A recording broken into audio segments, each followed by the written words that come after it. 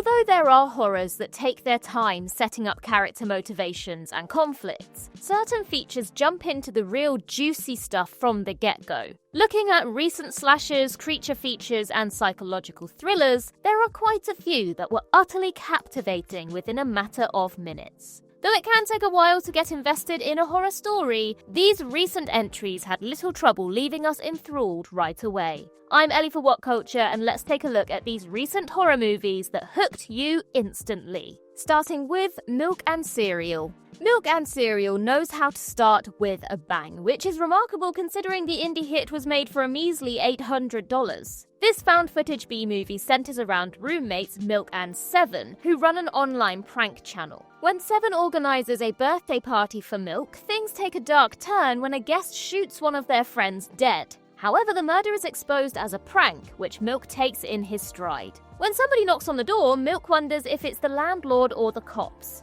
But when they open the door, their drunk neighbor bursts in and leers at the guests before storming out. Although Seven and the others are spooked, Milk scoffs at them, believing it's another gag. Due to the roommates' dark sense of humor and obsession with one-upping each other, it's impossible to tell whether the neighbor poses a real threat or not, especially when he continues to appear. And just when it looks like the mystery is revealed, another curveball is thrown in, then another, and another. Even though the initial fake-out demonstrates nothing is as it seems, Milk and Cereal is sure to repeatedly catch viewers off guard.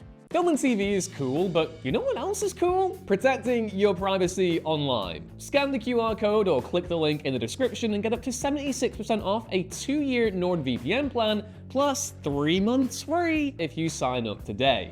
I'd make that deal. Damn good deal. In a Violent Nature.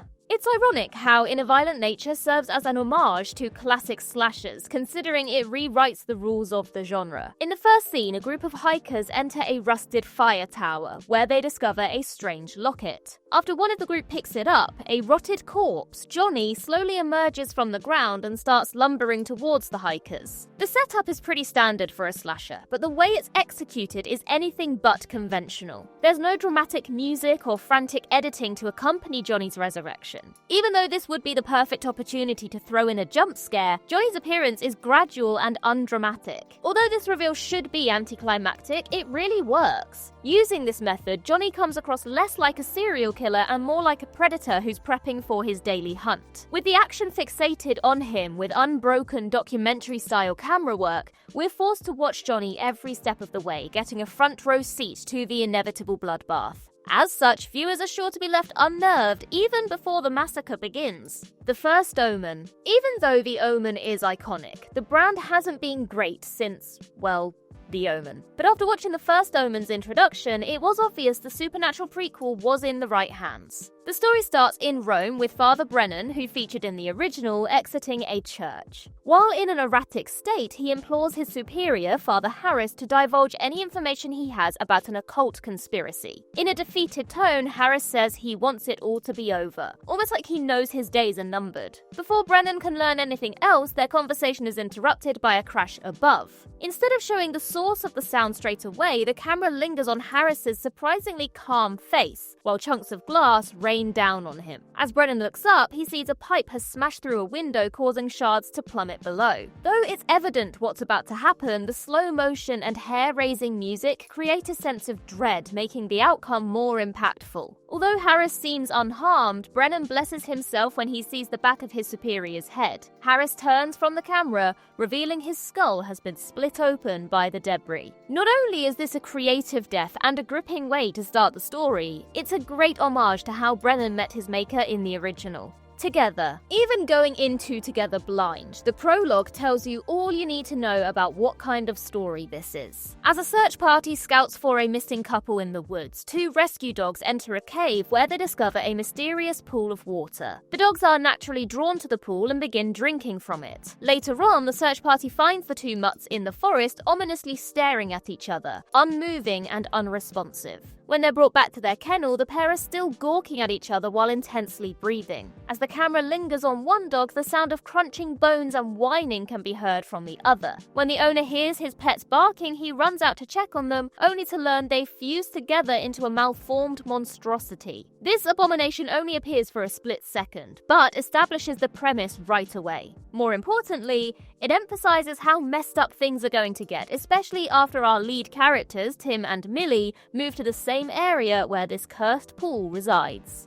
28 years later. Hype for 28 Years Later was through the stratosphere, considering it's helmed by 28 Days Later director Danny Boyle and was intended to kickstart a new trilogy. Since the previous film, 28 Weeks Later, was released 18 years prior, longtime fans were excited about seeing the infected unleashing hell on Earth once again. As a result, it's jarring how the long-awaited sequel opens with a scene of children watching Teletubbies on television. But as the camera cuts to the kids, it's obvious they're barely focused on the show as their faces are etched with palpable fear. As a mother bursts in and screams to the kids not to leave under any circumstances, they start to sob, recognizing they're in imminent danger. Their concerns are warranted, since the infected burst in moments later and tear the children asunder, splattering their blood on the television screen. Although the opening is not what anyone expected, it packs quite the punch. Having the children watch an innocent TV show during an apocalyptic catastrophe highlights what childhood should be and what it has become. The Teletubbies might conjure up feelings of comfort and safety, but this facade is destroyed within the first minute. Frankenstein. Mary Shelley ushered in a new era of sci-fi horror 2 centuries ago with her gothic novel Frankenstein. Due to its ongoing legacy, skepticism surfaces every time an adaptation is announced. But based on the first few minutes of Guillermo del Toro's Frankenstein, it's clear the Oscar-winning auteur understood the source material perfectly. The Netflix exclusive opens during the aftermath, with Arctic sailors discovering a heavily injured scientist in the snow, Baron Victor Frankenstein. After transporting him to their vessel, the crew is attacked by a colossal hooded creature who shuffles off bullets with ease. Though the creature is seemingly defeated, Victor knows it isn't dead, admitting he's the one who created it. There's a lot to unpack here, but there are several key aspects that stand out. The creature is staggeringly tall and kills several men with a single blow, suggesting it's inhuman and mindless. However, the creature recognizes Victor and calls him by name, highlighting its intelligence and confirming the pair's shared history. The movie then cuts to a flashback, establishing everything that led up to this defining moment. Although the creature isn't seen again for an hour, the action-crammed opening should have viewers' undivided attention. Don't Move. Produced by Sam Raimi, Don't Move begins with a grieving mother, Iris, driving to a cliff edge ready to take her life. Rather than relying on an exposition dump, the scene utilizes visual storytelling to convey Iris's inner turmoil. Just as she's about to jump, a mysterious man, Richard, appears out of nowhere and strikes up a conversation. Even though she's unwilling to listen at first, Richard does all he can to talk her down, indicating he's profoundly compassionate and caring. Swayed by his words, Iris agrees to let Richard walk her back to the car park. With little warning, Richard tasers Iris before injecting her with a paralytic agent. Though we've only been briefly introduced to Iris, we're invested in her straight off the bat. Although the troubled protagonist was set to take her own life, she decides to live on moments before her life is threatened. The fact that Iris was inspired to live by the very person who was planning on killing her demonstrates a creative irony within the first scene. What's worse is that Iris has to escape from her kidnapper while being unable to move, creating a uniquely terrifying situation. The Innocents. Although Chronicle and The New Mutants put a dark spin on the kids get superpowers trope, neither pushed the concept as far as The Innocents. In this Norwegian drama, a young girl, Ida, moves to a new area where she encounters a strange boy called Ben. The two reveal to each other that they have superpowers, creating a deep bond. But with little adult supervision or guidance, it isn't long before the children misuse their abilities, leading to tragedy. The Innocents isn't outright disturbing straight away, but the eerie sounds and sense of dread are apparent early on, indicating this isn't going to be a traditional superhero tale. Ben seems harmless at first, but Ida realizes something is very wrong with him after seeing her new friend drop a cat from a staircase. This scene is distressing, but necessary to establish that this story isn't holding back. The scene also serves as a warning for the squeamish to check out if scenes like this rattle them. But if viewers decide to press on, they need to understand this is but a taste of what's to come. Bring Her Back.